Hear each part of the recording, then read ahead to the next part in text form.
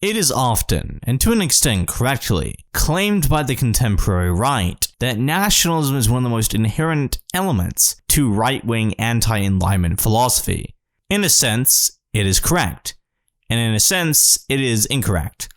A lot of the time this is stated, it's stated because individual members of the far right wish to distance themselves from self-identified conservative thinkers who buy into the liberal worldview. Many on the far right, including, but not limited to, those who call themselves fascists, national socialists, third positionists, neo-reactionaries, traditionalists, and, of course, nationalists, don't see themselves within the wide sphere that is liberalism, but beyond liberalism, post-liberalism.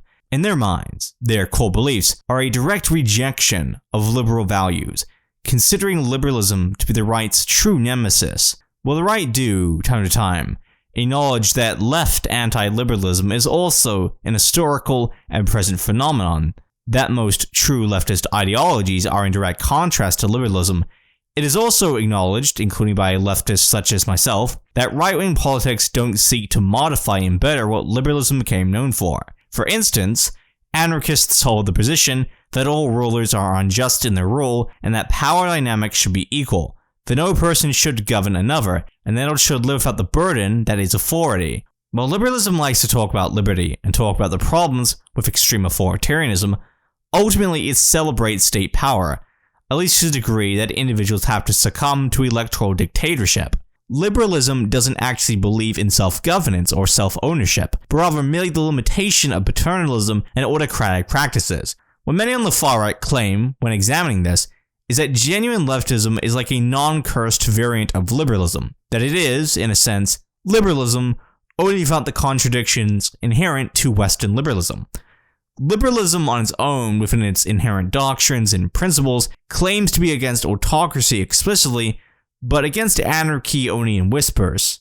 Thus, it could accurately be argued that the fulfillment of liberalism is moving past what has become of liberalism and embracing systems such as anarchism, socialism, and communism in order to bring about true liberty and equality.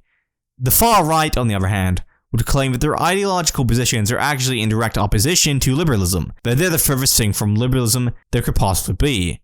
After all, the French Revolution didn't overthrow any leftist practices. It was rather a reaction to the still static conservatism, feudalistic and monarchistic, that subsisted throughout most of Europe during the time. When those on the right attempt to distance themselves, tear themselves apart from conservatives because in their eyes they support nationalism and conservatives don't, not seeing eye to eye on issues surrounding race, immigration, Israel, Zionism, and war, there doesn't appear to, as for what has been presented, exist any convincing evidence that right-wing anti-liberals are actually in favor of nationalism. White nationalism exists not for the sake of the nation-state, but for the sake of the race, with the race being the foundation for the nation of Germany under Hitler's rule. When I was a white nationalist many years ago, I didn't care for any particular nation, and instead, when referring to wanting an ethno-state, it meant that I wanted any white country to become an ethno-state. But not just that, I wanted all white countries to be reserved exclusively for white people.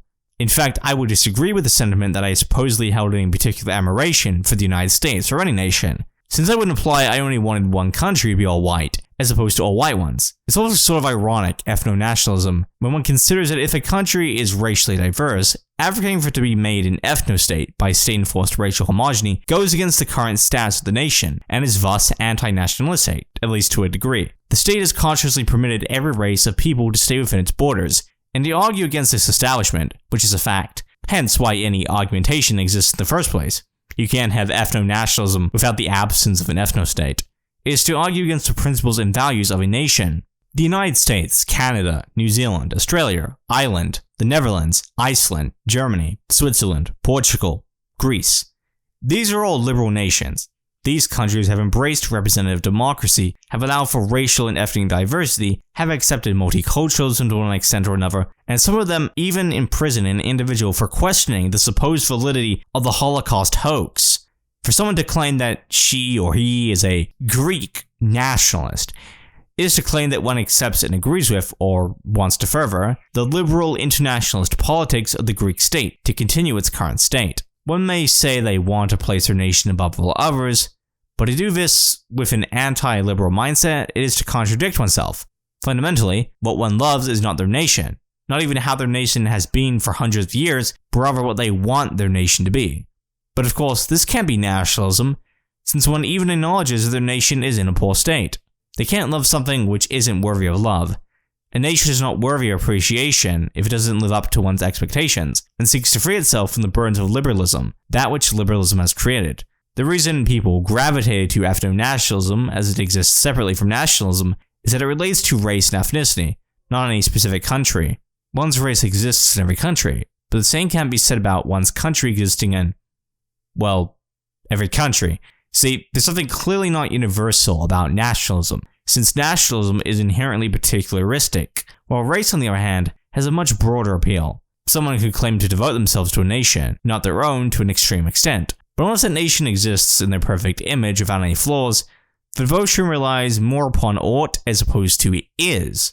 Despite claims of nationalism among the true right, the issue stems from a lack of actuality to what nationalism truly is. The separation of ought and is a very necessary distinction which needs to be made in order to distinguish wanting from accepting. The real reason that nationalism, despite the claims presented, doesn't actually exist within the far right, which means it doesn't exist as a held belief in any portion of the politically divided, is because it too naturally associates itself with legal positivism.